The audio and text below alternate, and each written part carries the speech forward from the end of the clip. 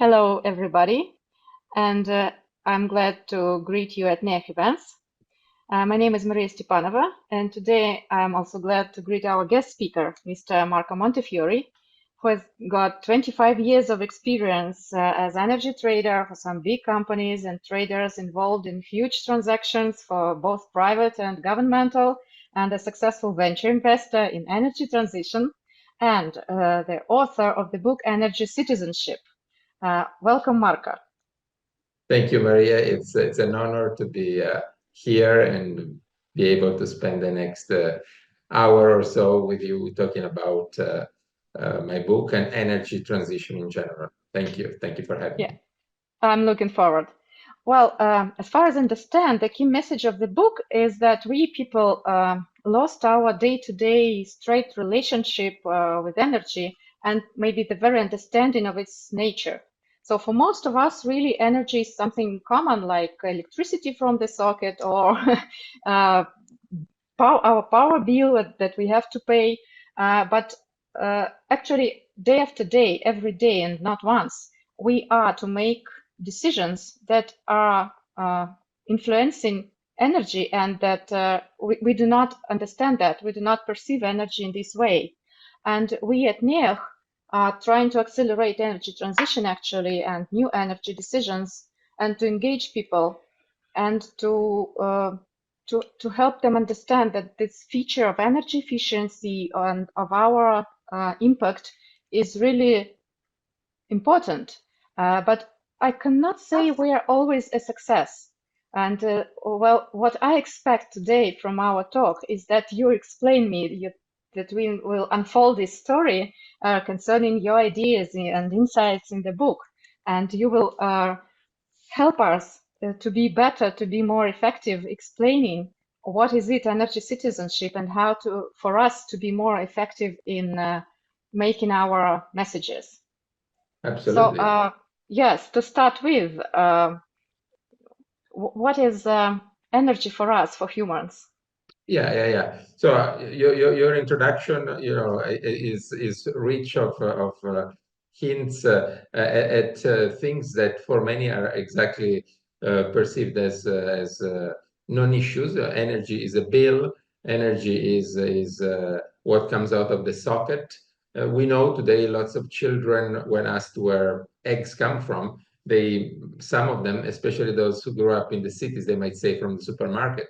The same for milk, right? So there is a little bit of a disconnect that in certain parts of society has been happening for a while, and the same happens to energy. It happened to me when I started as an energy trader. I didn't know the difference between gasoline and diesel, right? I thought it's just the car, and then little by little I realized that there is a difference. And then I've had the luxury to basically have spare time to dig into other branches of energy like nuclear, solar thermal, photovoltaic, hydrogen, electricity distribution, carbon capture, and so on. And a different picture together came up, right? So the key question is, what is energy, right? And energy is actually the pretty much everything, right? If you go to CERN today, right, and you go and visit the museum that they opened less than a year ago, they will tell you that 99% of our weight, of our mass, is actually energy. So if I go on a scale and I will see 75 kilos, that 75 kilos actually means that 74 more than 74 kilos is actually energy, and the mass is less than 1 kilo. What does that actually mean? Well, it's the way they explain it is quite interesting. We all know, children, it's relatively basic education that we are made of atoms, right? And atoms have a nucleus and electrons around. And if you take the nucleus and you look at it versus the electrons, it's the same proportion between a soccer ball, a football, and the stadium. If the football is the nucleus, the stadium is the atom. And what's between the walls of the stadium and the football at the center is electrons that fluctuate, that rotate, so there's energy. So a huge realization. Energy is making 99% of what we are and all the matter that around us, our cars, our house, etc. We don't learn that at school. This is surprising, right? When we learn about ourselves, we focus on muscles, cells, DNA, and we stop there. But if we went a little bit deeper, it would actually be much simpler. We're made of energy. And quite interestingly, when you look at religion, right? Like yoga, for example, but in general, religions, they all uh, they all make us feel that we're part of one common thing, right? Regardless of religion. And there's that element of commonality that energy actually has, right? So science, in the end, seems to be proving that we are one thing and we share energy, right? And we're made of energy. That's one first consideration. I think it's very, very simple. It can be taught right from primary school. It's factually proven by scientists. It reflects the latest theories of science. And it can be taught to children, very simple. So I think it should be done. The second is that, Yes, sorry, Marco. So you mean you expect a kind of a junction synergy of religion and science? well, I'm not expecting anything. What I'm trying to say is that these things should be told, because people today, when they talk about energy, they have different behaviors, right? If it's food, lots of people are very attentive. Oh, how many calories should I eat? I don't want to Yes. gain weight. I'm going to go to the gym and I'm going to wear, all the equipment, even the iWatch, right? It tells you how many calories, how many steps, and this and that. So when it comes to weight, when it comes to food, there's a lot of people who are super careful and they Yeah. want to know everything about energy. Okay, fine. When it comes to everything else, whether it's our desire to travel, we call it mobility, or kinetic energy is the same.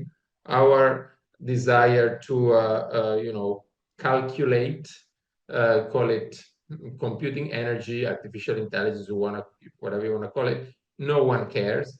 When you think about heating, no one cares, right? We all want a cool house in December, hot house in winter, and we want to keep the windows open to get some oxygen, even if outside is like, minus 10 degrees or zero, minus 20 in Moscow sometimes, right? So that's not right? Why are we like that? And in my book, I explain why. I give an explanation of that. Well, I don't want, didn't mean to interrupt you, but I did. Actually, yes, we are a kind of energy creatures, and our energy is linked to the outer energy. But please go on. Exactly. Then there is another realization that energy is essential to human civilization. We call it progress, but for me it's civilization, right? Because civilization is basically what's been happening. If we take archaeology, they would tell us archaeologists would tell us that the development of language, the first traces of language between early human beings, happened around the time of the mastering of fire. So fire is the earliest form of energy that we mastered. That's when language apparently, according to archaeologists, developed. Then if we fast forward, when the art of managing fire was developed, food became cooked, right? And that allowed for conservation of food, etc., etc. When human beings started controlling animals like goats, sheep, oxen, etc., horses, which is a form of, which are energy carriers, right? They deliver energy to us in the form of work in the fields or in the form of produce to eat, like milk and meat. Then farming started, but it started because we could manage that energy pool, right? Then next evolution is metallurgy, the copper age, the bronze age, the iron age. All these ages are related to our ability to manage the energy the thermal energy from fire, right? So you can continue and draw line up until artificial intelligence, whereby we have electricity that is transformed into data, and data are helping us, solving some of the biggest challenges in health, energy, etc., etc. So energy is a constant theme, and people don't talk about it in these terms. They always talk about invention. It's not invention, it's managing energy that we have inside ourselves and we have outside ourselves. And this is actually true even in the corporate world, right? If you think about uh, coaches, what do they teach you? If you think about the theories of management, you discover that one of the most important features is how you manage your energy. A leader is someone who exerts positive energy. People are attracted to that. You talk to a leader, you come back energized. When you talk to somebody who doesn't care about you, you get out of that meeting with a lower level of energy, right? So energy that comes from human interactions is has a huge importance in all the branch of management, coaching, etc. But people don't talk about in these terms, in a comprehensive terms. So I try to do that in the book. Yeah. So Well, sorry, I would say people talk, but they are different people. Some people talk about these absolutely. energy and these types of energy, and some about another, but there is not a common talk. Yes, exactly. So you're absolutely right. That is a effect of energy, that you have different people talking about energy in their own way, thinking that they figure it out, thinking that energy is their own thing, and they sort of very protective of their own sort of beliefs and discoveries. But the downside of creating these silos is that you miss the fact that actually there is a common ground, right? And my book is all about the common ground, the minimum common denominator between all these different branches of energy. And I also explain why we got into the situation of having different branches of energy. Then there's a third point about energy that is a driver of social influence and power, right? Because exactly, uh, energy is distributed uniformly, you can argue, but not necessarily changed. Like, for example, we have seasons, so you have times of the year when the sun hits a part of the earth more than others. You have resources that are accumulated in some parts of the earth or others, but also at the individual level. You have people that have a bigger drive, right? There are bigger motivations. They're never tired, and others that like to take time off, to chill, to enjoy life, etc., etc.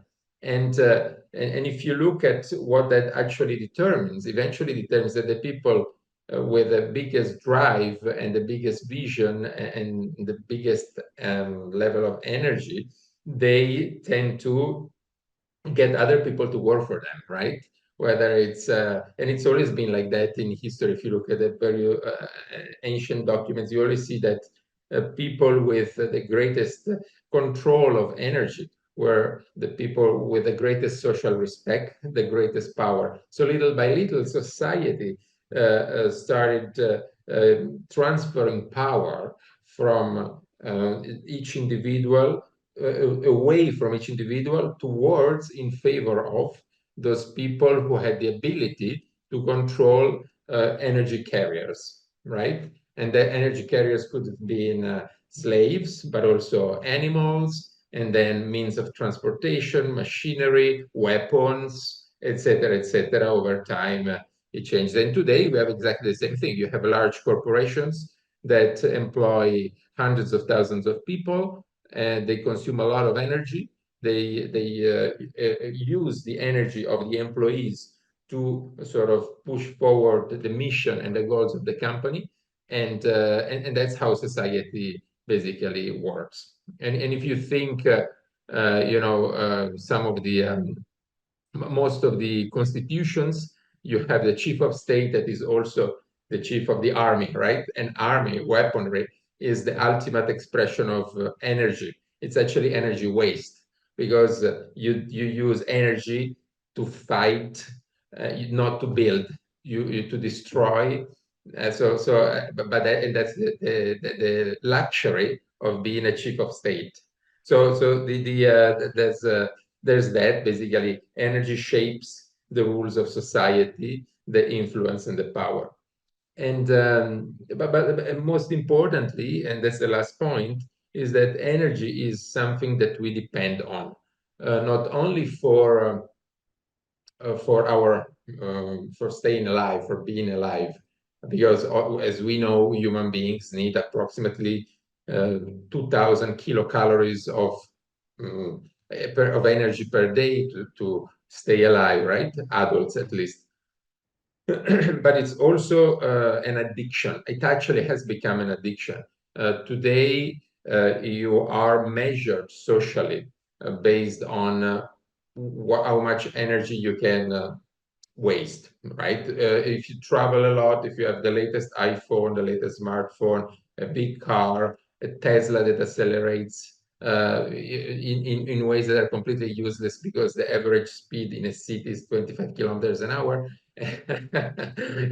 But all these little things in the human psyche play some kind of games, and we look up at people who can show that they master energy. Whether they pay for it or they have it, it doesn't matter. We just love it. We just love it. It gives a sense of power, etc. So there is an element of dependency, which is becoming an addiction, and that's where it becomes a little bit tricky, in my opinion. Yeah. Well, it's very interesting because you are choosing my optics just right now. Well, as I was thinking of it, well, my point, yes, energy means like development and quality of life. Yes, progress, as you say, because we need we buy comfort and we buy some time by consuming energy. Yes, getting more energy and consuming. For Yeah. example, we need to build new cities or new plants and factories, new technologies. And well, even in my household, yes, I got, say, 11 sockets in my kitchen. And that is good for me because my energy capacity is better and I'm free. I can use artificial intelligence chatbot to make some of my job, and that is good. Yes, but yes, as you say, it's a kind of a play. In the center is the benefit. The win against the energy. Actually, it's so yes, it's interesting. We never do this in our everyday life. But well, as when I consume energy and I say that I buy my time and my comfort and my quality of life with Yeah. that energy, Mhm. uh, it seems that it's okay for me. But your message is that something has been broken. What's gone wrong, and when? And so that's now we are so separated that now we lost that Yeah. sense. Absolutely. I mean, what you say is true, but it has a hidden cost that we completely ignore. And then you can say, okay, but what does that even mean, right? And then you I tell you one story that is in the book, which is gonna explain a little bit. I was a few years ago in a safari in Kenya, right? And I've been doing safaris, photographic safari for over 20 years. I've been looking at nature, animals, biodiversity, endangered species, but also tribes, right? People, how do they live? What type of issues they've had? How they've been sort of incorporated into the into progress and advanced societies. And I was with the Samburu tribe in Kenya, in the middle of the savannah, right? So there was absolutely nothing, like dry bushes, etc. And I don't know why it so happened that I asked the guide, um, can you please show me how you make fire? Like the old way, right? It's fascinating. I thought he would say, why should I even need to show you, right? I mean, no one does that. Instead, the guy literally in less than a minute, he looked around. He spotted two different dried bushes that for me looked exactly the same. He broke one piece for one bush, take another piece of wood from another. He took the knife, sharpened one of the two parts, and then he started basically rubbing the stick on the wood, and in less than 1 minute, the smoke started coming out, and then it got fire. Okay, so I said that must be either it's very very easy and you do it as a kid to play, or it doesn't make any sense. So I tried to do it, thinking that it would be easy, and actually I almost peeled my hands, the skin of my hands, by attempting to do that. And so I asked, why do you actually have to know how to light the fire by hand? And the answer was that in the tribe, in order to get married, the father of the bride requires the future husband to show in front of the community that he can light the fire by hand 3 times in a row. And he said, that's insane, right? That doesn't make any sense whatsoever in 2018. But then if you think about it, uh, these guys, they have an understanding of energy that is very very deep, and is very very much rooted in the society, and they respect what energy is. On the opposite side of the spectrum, there's us, there's me, who don't have a clue of what's where the electricity comes from, what's behind the wall. And so which one is better is the question, right? And I've started digging, and then I realized that it was not until long ago that even in Europe, uh, people had an appreciation for energy. Less than 100 years ago in Europe, uh, people would understand the value, the calorific value of animals' manure, and they would resist attempts to dispose of it, because they would rather burn it. Now, if you go to, I do travel, and in India, you do see villages where cow dung is piled up and they burn it. In Europe, we don't even understand that anymore. But less than 100 years ago, we had exactly the same situation in the countryside. So what happened, right? Back then, we knew the value of the calorific values of the goods around us. Today, we don't. Then I did a historical analysis. I started from the most ancient written documents like the Hammurabi Code, the Torah or Old Testament, the the Roman laws, the Quran, the Magna Carta, etc., etc. And I noticed that for thousands of years, the legislator or the religious chief or the chief of state, he carefully made sure that the most important books regulated energy. You take the Hammurabi Code, everybody knows of it for the tooth, eye to eye, that sort of parable. But the reality is that most of it, if you read it, regulates how to take care of cattle, how to rent it, the insurance, the price that you need to charge. So it's all about management of the energy resources available back then. And this is a common thread that I could trace all the way until 1600. Then, as we reach 1600, something happens. And if you take the next big document, which is the US Constitution and the Declaration of Independence, that's completely gone. And there's no reference to energy other than the fact that the president is the chief of the army, and people can hold a gun at home. Besides that, there's nothing else defined. And that's the case for the other constitutions all the way until the 20th century. And so I looked at exactly what happened. And my interpretation of it is that the upper middle class in a matter of like a few centuries, they built upon their economic power to gain basically political power, technological power, and knowledge power, and they reframed knowledge in a way that was useful to them, and they exchanged control of energy with rights. So effectively, if you take the Bill of Rights, if you take the US Constitution, it talks about governance and rights. how to manage power and who has got the power, the rights, right? There's no reference to energy. Energy, it looks like it's been carved out from the most important documents of the society and used as a tool for power by basically the upper middle class, which manifested itself in the Industrial Revolution. And today we still have a large number of companies that were established in the 19th century that are still basically very successful. General Electric, yeah, just to name one, but there's DuPont, there's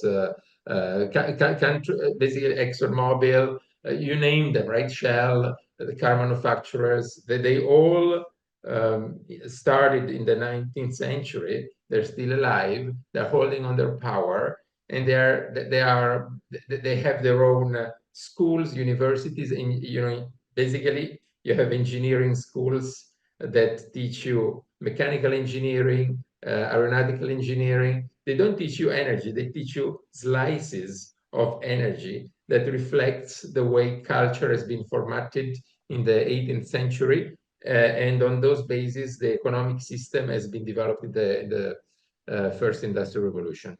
So sorry, you mean that they are a kind of energy magnets, yes? Very Yeah, powerful energy magnets, and we perceive them as something else, and as chemistry, as exactly. automatics, or something like that. But the core is they manage energy, Yeah. They and probably we do not. absolutely. We do not. That's exactly the point. Because the irony of it is that at some point, because what happened is that before we used energy for what we needed. Of course, life was worse. Let's face it. We had fire. We had to go to the. I'm exaggerating. I don't know, but Yeah. let's say we had to go to the forest, cut the wood, bring it back home, set on the fire. But we had to do all this job to secure our energy needs, right? So, but we had a relationship with energy. We had this demand of energy and we had that supply of energy. In the 19th century, this relationship broke. Machines were the ones that needed energy, and machines were the ones supplying energy. So the moment you put, for example, a steam engine in a cotton mill, right? You have the steam engine that needs basically coal. The moment you put an electric engine, you need electric engine that need electric energy. It's not human beings that give coal or electric energy to the engine. It's other machines. You have an electric generator that produces energy for the machine. So the relationship, the energy relationship, shifted from human beings and nature, let's say, to machine against machines. A machine needs a lot of energy. A machine gives a lot of energy, and human beings are completely cut out. So you mean that, if I understand right, that when that state chiefs has made this exchange, yes, it was a kind of they cheated us. Yes, it was a No, bad deal. Like we got some rights and some comfort, but we lost something very important, yeah, yes, like yes, managing energy. But yes. isn't it a progress? Because what we used to name it the technical progress and the evolution. Is it possible that with all that really comprehensive machinery, that every of us is still a master of his or her energy? Or any progress means that we will be separated? Or you This is mean that, sorry, or you mean that we took a wrong turn somewhere? so exactly. We did take a turn somewhere because human beings has been on this planet for at least 20, 30, 40, 50,000 years. Then of course, if you go into the ancient form of human beings, it goes back much longer, and we always kept a relationship between nature and humans that has been relatively stable, more or less, right? We did harness natural forces. For example, in order to build cities, one thing that you need to harness is gravity, because gravity allows water to be pumped in the city. So you build aqueduct, benefiting from the slopes of the architecture, and the water just flowing. So we did harvest, but we didn't do it in a destructive way. The difference here is that if you look at the combination of events of the 19th century, you have an industrial revolution, which certainly led to progress, but also to a huge amount of alienation, to the First World War, the Second World War, etc., etc. But let's forget about that for a moment, and let's think about all the good things. How did the good things happen? Let's look at how, for example, the oil and gas industry came to domination. You had kerosene, that was the primary sort of form of alternative to candles, right? For electric lighting, for lighting, and the way they did it was by dumping the price, basically by subsidizing the sales to the extent that they would outcompete any alternative. That back then the anti-monopolistic legislation didn't exist, so we did get into progress, but it was a brutal sort of battle, right? It wasn't a natural evolution. Fine. And you can say, okay, so what's the big deal? The big deal, in my opinion, it comes from the fact that the Industrial Revolution, the primary goal was not at all progress. The primary goal was world domination. The reason why the Industrial Revolution happened in the 19th century, and it happened at the heart of the largest empire ever, which is the UK, basically Great Britain, is that back then Great Britain had access to many different countries whose level of technical development was quite advanced, but their mentality was not equally, how to say, aggressive vis-a-vis world domination, right? And so for them, energy efficiency was secondary. Like the goal was to be to win, take as much resources as possible in terms of slaves, in terms of diamonds, in terms of cotton, displace industries from one continent to another, upset whatever status quo for their own benefit, and energy was just the means to an end. Energy efficiency did not matter at all. Pricing energy right was secondary, and energy efficiency was not exactly something they would care. This type of mindset, although of course the laws of thermodynamics have been built, have been sort of defined, and the understanding of efficiency was available, they were simply ignored. Other things were ignored, not just efficiency. If you think about greenhouse gases in the relationship with temperatures, right? That today everybody worry about climate change, global warming. These things were discovered more than 150 years ago in the heart of the British Empire in London, and they could have acted on it, right? If they were thinking of, I don't know, the progress. They didn't. So the goal was, who cares about the global warming? Of course, they didn't have the perception, but they did have some perception of it. Several scientists brought it up, not just one. And they started looking at the melting of glaciers and stuff like that already back then, but no one did anything. Suddenly now they talk about climate change and this and that in the last 20, 30, 40 years, but that doesn't sound right. So yes, there is progress, but the cost of progress is not normal. We've had progress for like thousands of years, right? Because we moved from living in a cave into living in castles, etc., roads, writing, etc. So the progress has continued, but we took a turn at some point. And that turn reflects a certain type of culture, which is not necessarily the best way of looking at things for the future, right? We are in the third millennium after all. So do we want to carry on living with the same legacy, or we need to move on, right? Well, what you are saying is actually that we need a new ethics, that we lost some basic ethics, and that we are driving by some not right things, some wrong things. We're spoiled in our ambitions, maybe.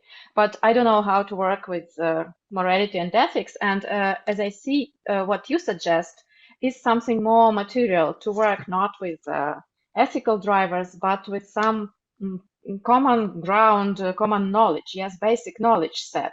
So maybe it will work better. Please tell. Absolutely, absolutely. I think that when you get into ethics, it's always like a difficult territory. There's always the tendency of some to say, okay, we know, we understand, we know what is universal ethics, so we know and you don't. And by the way, you need to follow us. Okay, that's. I think we've all realized that that doesn't work very It well. doesn't work. But there's still lots of people who are in favor of that type of mindset. It's increasingly difficult with 8 billion people to impose somebody's view on other people, even if even with all the marketing tools, etc. It's just too difficult. So what do you do then, right? I think that one way to do that is to actually empower people. Empower people how? By giving them back an understanding to start with of what energy actually is. So, and that's obviously a very ambitious task because it means like pretending that we ignore all the technological and scientific advancements of the last 200 years. Actually, I don't think that is the case. It's actually acknowledging that we moved on after these 200 years of technological evolution. Exactly, we should focus on the latest discoveries that physics tell us. And physics and cosmology, they tell us, for example, that energy exists and manifests to us in 4 forms only. Of course, we talk about energy in the tens of forms. Actually, it comes from 4 forms, from 4 interactions, and these are gravity. Gravity. The reason why the apple falls on the ground is gravity. Then you have electromagnetic force, which is the way we function. We eat food. Electromagnetic forces are behind the ability to transform carbohydrates into energy. Trees, photosynthesis is electromagnetic, but also artificial intelligence, our smartphone, our cars, etc., etc. So almost all forms of energy that we know of, that we're familiar with on a daily basis, besides gravity, that we also realize. So they are electromagnetic. And then there is nuclear, and that's where people freak out, right? There you have 2 types of nuclear forces, the weak and the strong. The weak is complicated to explain because it almost implies that nature is not a constant and it keeps changing, and people like stability. But the reality is that matter decays. We get older. If you don't maintain your car, it breaks down. So that's in a way what I think of when I think of weak nuclear force.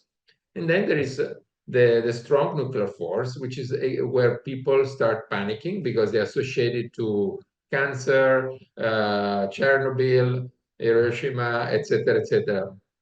And that's very sad because then people refuse to engage in a discussion on nuclear, right?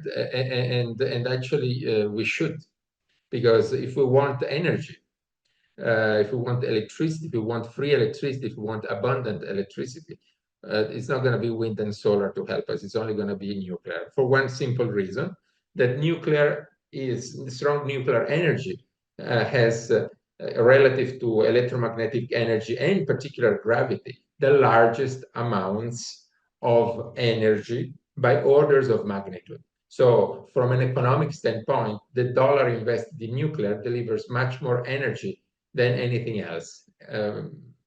By far bigger than any electromagnetic technology. Forget about gravity. And people then say, what are you talking about? What about hydroelectric? Yes, but you need to understand that in hydroelectric setup, it is the sun that does the job of getting water into vapor and moving it up from sea level all the way to 3, 4,000, 5,000, 6,000 meters. And then all we do is we let it flow down, we put the turbine and harvest it. Now that's an exception. We're missing half of the job. But gravity doesn't contain any energy whatsoever.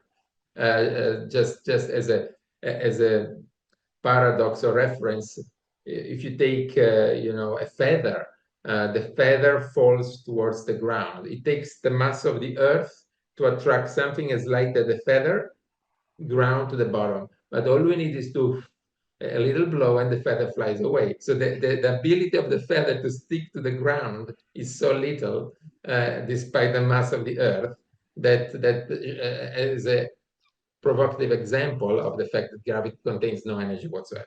But nuclear does. Well, am I right? What you are saying that nuclear is much more intensive, yes, dense in terms of energy, Yes.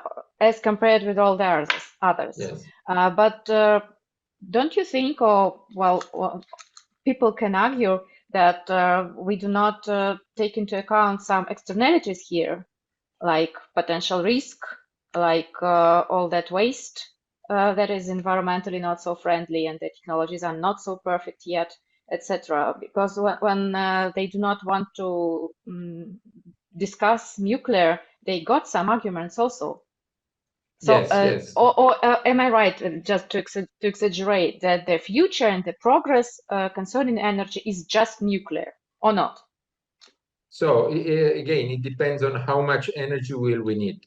If we need energy that is available on and off, we could be very happy with wind and solar. It's windy, we have energy, let's invite friends and bake a cake. There's no wind, let's wait. It's sunny. In the summer, we can turn on the heater. In winter, there's no sun, we turn off the heater, we wear a jumper. So that's one way of looking at things. Of course, you have batteries and you smooth out these differences, but the extreme is a little bit that. If you want a comfortable life, we need a base load, right? For us, comfort is what we have done for the last 100 years. We don't want to change it anymore, right? This is comfort. Comfort is not changing what we have or do even more of what we're already doing. So basically, we want energy on demand. And energy on demand does not come by intermittent supplies unless you add a lot of add-ons like inventory and storage systems that are super expensive and inefficient. So you need to go to the base load, good old base load concept, which is basically nuclear or gas and oil and gas, unfortunately. So you're right that people are scared and there are externalities, but let's look at the reality of facts. We have nuclear reactions happening in our body, right? In our body, we have nuclear decays because we're made of atoms. The Earth, 50%, according to American scientific, of the heat of the Earth comes from nuclear decay, nuclear fission. Nuclear fission is a natural phenomenon. There's evidence of a natural nuclear reactor that have been happening on the crust of the Earth, like in Gabon, etc. The side effect, if we are really concerned about radioactive side effects, we shouldn't fly anymore because flying on the airplanes exposes us, and air pilots and crew, they know very well because in some countries they are considered radioactive workers. They do suffer from the consequences of it. But we fly high and we are exposed to radioactivity. If we stay too much time inside a building, we are exposed to radon, which is in fact the largest cause of exposure to radioactivity that human beings suffer, because radon is part of the natural decay of the soil. So it grows, it comes from the foundations of our house, stays in our house, and we breathe it on a daily basis. That's the natural part of it, right? Then there is Yes, the but the magnitude is different. Like from Fukushima or Chernobyl, that the risk is different. risk is different, Not but like when we are flying on with that radon. so there are several things that we're talking about, right? There is the exposure to radioactivity. That's one, and the largest source of exposure is radon for human beings today. That's a fact. If you live next to like a nuclear station, according to the statistics to the international associations, the exposure to radioactivity is much lower, then it's almost close to zero. You get most of it out of everything else. Then there's the problem of waste, nuclear waste, right? Nuclear waste is something that people are extremely concerned. And then there are accidents, right? Now, Yeah. the accidents are accidents. They can happen. So you cannot rule them out, but they can happen in under any circumstances. Well, Uh, but we should estimate the risk, I would say, yes. Yeah, but the risk is between how many casualties versus the damage, right? And as far as I'm concerned, Fukushima didn't yield any casualty. So we need to look at the fear factor, but also at numbers. How many people die by driving a car? How many people die for nuclear accidents? How many nuclear accidents have there been in the last I don't know 70 years, right? So these are the statistics we need to look at. Another interesting consideration is about nuclear waste. People say, okay, what do we do after we run a nuclear power station with a nuclear waste? And my understanding is that the um, first of all, the latest technologies on nuclear, the fourth generation fast reactors, they actually burn nuclear waste. So they do eliminate nuclear waste. But even if we put this aside, which is a major advancement, the amount of waste is actually not a function of the fission reaction per se, but it's a side effect of the law, right? The international law basically forces power stations to produce nuclear waste. And this is something that people do not really appreciate. Uh, well, then it was a bit unexpected for me that you actually say that nuclear is the peak of the energy progress. But okay, what if I say that say the nuclear, yes, is more feasible in terms of money invested, yes, but still it is natural. But the sun that we now use in solar panels, in PVs, is also natural. And our well, effectiveness of how we use it, yes, it's not perfect, but neither in the combustion engine, nowhere we are perfect in using energy. And here is the same. We could master the sun usage or the wind usage to be more effective and still get rid of these risks of both waste and accidents mostly. And besides, well, for me, it's still difficult to. Do you think that this knowledge that nuclear is maybe the peak of the progress is the part of that common ground, of that basic set of knowledge? Do you want to persuade people that we should turn to nuclear power? No. So the goal of the common ground is to explain that we cannot create energy, we cannot destroy energy because the amount of energy has always been the same from the Big Bang.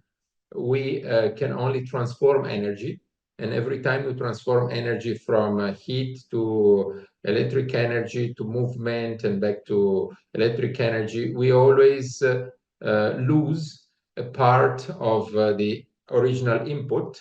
And when I say lose, it's in figurative terms. It means that the actual useful or usable energy output is lower than the energy input. And then we have specific forces that are not something that we can make up. This is how nature works, and that we need to be aware of. So if we want to decarbonize, for example, quickly, and we want to start doing it with wind and solar, we are setting ourselves for failure, no doubt, for one simple reason. The energy system, the way people define it, institutions, financial institutions, you take, the commodity indexes, you take Standard and Poor's, you take the biggest references, the UN, etc., etc. Energy typically is defined as oil and gas or something like that. The reality is that energy is everything. I mean, the entire economic system, whether you talk about transportation, public transportation, schools, hospitals, they all use energy.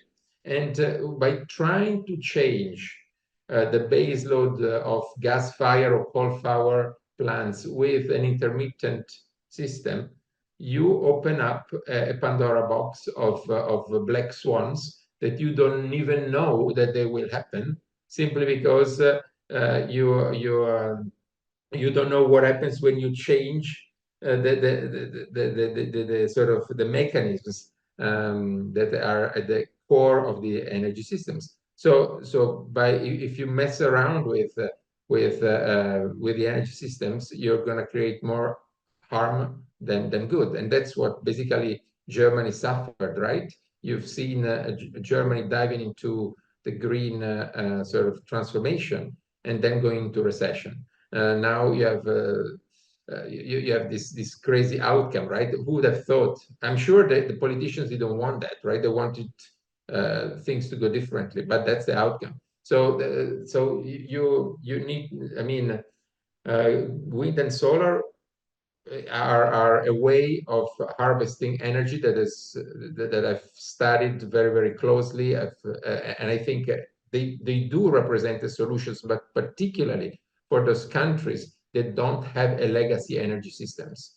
Europe and the old economies, they have roads, ports, rail tracks, they have trams, they have undergrounds. They all need to work 24/7, more or less, right?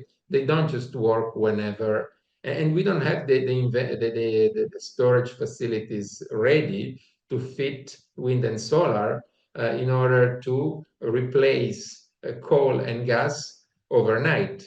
So even the same, electric grid and transmission systems, they cannot absorb the fluctuations coming from distributed generation of electricity, uh, because we already have, the whole energy system set up as is for the last 150 years. But if you go to, for example, Ethiopia or other countries that don't have as much energy system as Europe, these guys, they could do that. I mean, for sure they could. They have the chance to redesign. So the energy systems, in a way, could give the countries that are behind in terms of energy system development the chance to leapfrog, bypass the whole oil and gas thing, and embrace wind and solar. For them, I would say there is a chance. For Europe, I doubt, because we would have to change so many other things with it, Yeah, and sure. we don't have the money. Remember that. I mean, the first industrial revolution happened in the UK, and the UK had all the colonies, right? All the colonies were providing the technologies, the raw material, the market. So the wealth coming from everything outside was fueling this inefficient energy system. Now we still have the inefficient energy systems, and we want to plug in wind and solar. I'd love to see that working. if people don't understand the basics of energy, it won't work. If people keep fighting, wind is better than solar, is better than hydrogen, is better than nuclear, is better than coal, is better than whatever, we won't get anywhere. If we keep throwing public money that don't come for free on projects, whether they're public or private, venture capital or whatever, into projects that have that they make no sense from an energy standpoint, we will waste a huge amount of money, and the opportunity cost of missing the right type of technology and project is huge. So we need to get real, right? We don't have an endless amount of options. Do we want to save our economic status, social status, or we want to just invest in a belief? Nature works in a very simple way. No matter how much money you throw against nature, you will lose them, because nature has been around for billions of years, and we've been around for like few thousand years in a sensible way. Well, but you say we do not have money. Nobody has money. Neither emerging economies or developing markets nor Europe or the US. It's always a lack of money and public money and private money and the okay. But when you say they can make a leapfrog and just make a new type of energy system, yes, you mean the emerging markets, and they say the old markets cannot. But there are two things like energy system and the consumers. Yes, so the consumers are very intensive. We need much energy, and but the energy system is always being modernized. But you mean that it's impossible for the old world to modernize it so revolutionary into the new rails? Yes, into the new energy way. Yeah, But because yeah, but it's that also about justice, that every human being um, is eager to have the same energy capacity, the same energy rights, so to say, and to be energy consumer and to have everything, all that lifestyle that other people have, right? is it a question, a statement? Because Yes, I mean, where is the place of that energy equity and energy justice? And how can this like common ground and basic set of energy knowledge help to gain them? absolutely. I mean, I think that there has to be an awareness of. So, are you saying that everyone should have the right to the same amount of energy consumption per capita worldwide? Um, I would say to the same comfort. Yes, What does because that mean? what Because the comfort for someone living in Somalia, Eritrea, or in the middle of the Sahara Desert has a very different meaning, or compared to what comfort means for someone living in I don't know, in Europe, or close to the equator, or close to the North Pole. So the level of comfort is primarily, I mean, it's a physical thing. It's also a mental thing, right? Where do you want to draw the boundaries? You must appreciate that the per capita consumption uh, between countries, the difference in per capita consumption between countries is huge. You yeah. have some countries that consume barely what they need to survive, and others that they consume a huge amount of electricity. Where does And that that is not fair. No, but what is it fair? Is it to have everyone going to the top, everyone go to the bottom, agreeing on somewhere in the middle? What is what's the Yes, preference? it's a tricky question, but still, this level should be like affordable, and it is not. Okay, let's go back to that basic set. What would you recommend? Say one, two, three, some key points. What to do to fix this situation? So I think that in order to fix this situation, there has to be basically we need to get back in touch with ourselves when it comes to energy. As I said, we're already doing that on on food, right? We're very, very careful, very, very cautious. We want our own health to be, we want to take care of our own health, we want to take care about our own well-being, and we do it wonderfully on our own diet. Why don't we learn to do that also on energy? Is there like some sort of healthy level of energy that we should not go over, right? Is it sensible to have so many options, or is it not sensible? Think about this. Today, if I want to go from here to Zurich, from Geneva to Zurich, I have several options, right? I've got in Switzerland, I've got the trail for the bicycles. I could, if I'm crazy, I could walk, right? Or I could take the bicycles. I can take the electric bike. I can take the scooter, the electric scooter. I can take the motorbike. I can take the car, the electric car, the train. I can take public transport. I can take a mix of boats and buses. I can take the airplane. I could take the private airplane. So to go from A to B, I've got 20 different options. Now each option has its own manufacturers, suppliers, infrastructure, capex infrastructure. If you take boats, you have a little port in Geneva, you have a little port in Montreux, you have the airport in Geneva, the airport with the train station. So you have value chain, supply chains for each of these 20 options. Is it okay? Is it too much? Is it too little? Is it sensible? Of course, some of these things that have been around for like hundreds of years, they will not disappear, but others are being introduced as an alternative to what we have. We are buying it because someone convinces us that it's cool, it's green, but the reality is that do we need it to start with, right? So if we start looking at our own energy footprint, like and our own energy demand, we could do that. If you think about carbon footprint, like everybody is obsessed today. 10, 20 years ago, very few people. 30 years ago, almost nobody, right? But already 40 years ago, there were people talking about these things. And the solutions were more or less the same. Nobody cared. Now people start caring. Now, what do we need for people to consider energy rather than carbon?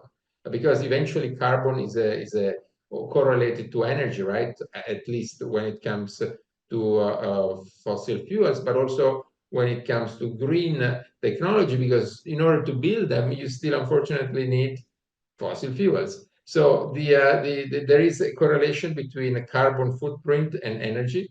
We prefer to talk about carbon footprint because it does not alter the balances and the ownership of the energy supply. Today, we put a lot of emphasis on carbon footprint, and for good reason, because we finally acknowledge that the carbon dioxide has an impact on temperatures. It's not the only cause at all. But more importantly, in my opinion, we should get used to measuring our energy footprint to really understand what we are doing, right? And people always say, but why? Why? We already have economics that are going to help us decide. Oh, there is a B in my. That will help us decide which decision to take, right? Because economics are sort of an equalizer. You have different options, and you choose the cheapest one typically, right? So let me ask you these questions. Imagine you have two identical goods, like two I don't know glasses, right? That have exactly the same price. Which one would you buy? They look identical, more or less, and they have the same price. You don't have much time. You have to decide which one to buy. If the price is the same and the good look the same, how do you decide which one to buy? If the price is the same, well, what I like best, the which is more nicer. Exactly. Maybe you look at the package, maybe you look at Yeah, the brand, some whatever. some extra features. Now, imagine if I told you that one of the two consumes half of the energy to make compared to the other. The price is still the same. Which one would you choose? Surely that is more effective. Exactly. Then the question But is, when the price is different, then the price will be the blocker, sure, sure, but let's assume that the price is the same, then you would choose the one that consumes less energy, right? So then the right? question is it such, is it so difficult to add the amount of energy needed to produce each product and display it on the goods? Today, if you think about it, you have QR codes that tell you the origins of a product. They tell you the amount of, if it's a food, you get the calories and this and that, but none of them tell you how much energy was actually required to deliver that good on the shelf of the supermarket where you go. Yet people have a feeling that buying carrots, pears, apples from the farmers next door is more sensible. They actually pay often more. Why? Because they have an understanding that the amount of distance, the distance between where you live and where it's produced actually matters. And the distance is an expression of kinetic energy, right? Because you don't need that much energy to take fruit from your neighborhood to here compared to apples from South Africa to Europe in winter time, right? So that's what I'm trying to say. For me, the way to get out of this deadlock of energy transition is to get people to understand, appreciate the energy footprint of everything that happens around us. And of course, lots of people will be against it because it will disclose the inefficiencies. One example is artificial intelligence. It is super inefficient because 80% of the energy you put into the system is lost. 20% of the output is what it is. It could be improved by building new microprocessors, but the largest producers of microprocessors have very little interest in changing their production lines to make new processors that are more efficient for artificial intelligence because they've already made the investments. So why change, right? So you see, so eventually you would find resistance as you try to navigate this topic. But for me, that is the only way to actually empower people, give people energy equity, energy access, energy empowerment for them to decide, right? Do I have to put wind, solar? What makes sense where I live? It cannot be the subsidies of the government. Subsidies of the government doesn't understand. They need experts. The experts will only tell what they know, and the experts have studied. If they've studied certain type of engineering and they have certain beliefs, they will, in good faith, defend what they know. But energy is not just one little portion. There's a common ground. Look at that. You need energy. There's nuclear. I'm not saying that nuclear is the only way, but nuclear is the fastest, the quickest way to solve an issue. You want to go the long way? Think about all the implications. Don't tell people to put wind and solar if 10 years after you say, "Oh dear, I made a mistake. Now we need to take them down and open them coal mines again," which is what's been happening in the UK, for example, etc., etc. So that looks so bad. Eventually, these are taxpayers' money, right? So if people had a little bit of consciousness about energy, they they would protest big time, and no one cares because again, energy is a bill. They don't understand these things. So it's very powerful to give people the basic understanding of energy. They would be able to vote better. Politicians would be able to take better decisions. Resources would not be wasted. Biodiversity would be preserved. Less destruction would happen to pursue unsustainable energy transition projects. So it's yeah, that's the bottom line of what energy citizenship is. People making everyone more responsible and accountable for the energy transition, bottom up. I absolutely agree. But these policymakers and decision makers are also people, and they also need some new consciousness, yes, concerning their decisions. because for me as just a customer, yes, just a consumer of energy and some goods, the price still matter more, mostly.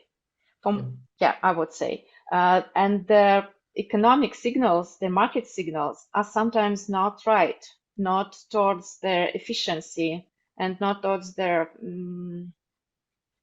good impact of our decisions. So when we just follow the price, it is not always good. And that's why I would say we need to work both with people to empower them, as you say, with that basic knowledge about energy and the impact of our decisions, and the policymakers, because maybe then the economic signals would be better. And for me, as a just common customer, it would be easier to decide, and there would be less controversy, yes, between the efficiency and the money. And actually, my teachers told me that one of my teachers, yes, Nikolai Danilov, he was quoting Vladimir Vernadsky, a prominent scientist and some founder of cosmism and noosphere and biosphere, that money is lying and the kilowatt hour is that truth, telling you truth and is not lying. And actually, there's something like that was developed by Pavis Kuznetsov and Lyndon LaRouche, if I'm not mistaken, concerning physical economy or energy budget. It's a kind of some marginal theory, yes, that we should estimate everything not in money, not in some fiscal units, but in energy. Is it, well, how would you say, how would you estimate it? Is it something I strange think or is that, it okay? no, look, it's not, this is again, if Vernadsky had, I don't know, if wherever Vernadsky was living, what was had been the center of the world back when he was alive, and he represented the prevailing culture, that type of thinking would have been rolled out across the world. But unfortunately, he was not. His statements, his ideas were not fitting the prevailing culture, and so they got put aside. But let's fast forward to World Economic Forum Davos, January 2024, so a couple of months ago. And let's talk about one of the hottest topics, AI, and the founders of OpenAI, Sam Altman. In an interview that you can also view on YouTube, he clearly says that the currency of the future are intelligence, like artificial intelligence, ability to compute, and energy. I can add more, but I think this sums it up. So to answer your question, there's a lot of people who are saying that. Not many people are understanding these basic statements or pretend to understand the meaning of it. But if you want to dig, of course, you can say there is a correlation between GDP growth and energy demand. Energy gives, as we've seen before, economic power, knowledge power, etc., etc. So energy is the only thing that matters. I mean, money, you can always play with them. Imagine if the government decides today to subsidize a certain technology, you would just buy it, right? Because it's cheap. Then, but if they change their mind in 2 years' time by introducing a new law making your technology obsolete, then it's you say, oh dear, what happened? But so the government makes the economics and changes them. They have this huge power. Markets are, I've been a trader for over 20 years, so I know that markets function as long as they are regulated and stable. The reality is that everything that is outside the market, economics don't work well at all, because whoever sets the prices can actually change. Like the government changes, they want to push something, and then they want to push something else, and so the economics change. And you, when you took the decision, you thought it all made sense. A few years later, it doesn't make sense anymore. If you did that on energy, using energy as a benchmark, you would have the same amount of energy numbers basically over time. There wouldn't be nobody able to sort of manipulate or change numbers like they can comfortably do when it comes to economics. Yeah. Yeah, great. So maybe some finalizing words from you, some recommendations. So first, like for me as just a customer, yes, when I go out today and make some decisions, what should I keep in mind? And afterwards, and tomorrow, and the day after tomorrow. So we are talking about a kind of new mindset, yes. Yeah, So yeah, yeah. So let's invent it one by one. And the second part of the question is, when I'm at NEAH as a NEAH expert, yes, we are working with some outreach and engaging people. What can we do as in this kind of things? yeah, yeah. So in order to sort of implement change, we need critical mass. So I think that the message that I say is not news, but the way I present is probably novel. I think that now we are going through the fourth industrial revolution, and we have the options to make sure that the fourth industrial revolution is a sort of a repeat of the first industrial revolution in terms of inefficiency or something better, right? So with that in mind, of course, everyone should buy my book and get acquainted with the concepts they describe. But more importantly, I think that we really should understand that energy can be simplified massively. We need to understand that up until 100 years ago, everyone on this planet understood the calorific value of things. They understood the energy around us. We cannot afford to raise children who think that energy comes from the soft or it's a bill. That's just irresponsible, absolutely irresponsible. We need to start thinking about our own energy footprint. If my daughter tells me that she wants to save the endangered species of rhinos, and equally she wants an iPad, an iPhone, and she wants to go to Dubai, on vacation, that is something that someone did something very wrong, right? I take my own responsibility, but it doesn't it doesn't add up. Either you don't care about the rhinos and you want to carry on, destroying the environment to build the next smartphone and the next device and fly the fastest flight and go on space and this and that. Or you say, I don't really need to, now I'm saying something maybe debatable, like almost everything I said so far. I don't want to do the fly outside of the atmosphere and then or go to the moon or I think that we need to think about our energy footprint in a serious way, in a responsible way, and that's basically my basic recommendation. Learn the basics, think about yourselves, and act in accordance with energy efficiency, basically.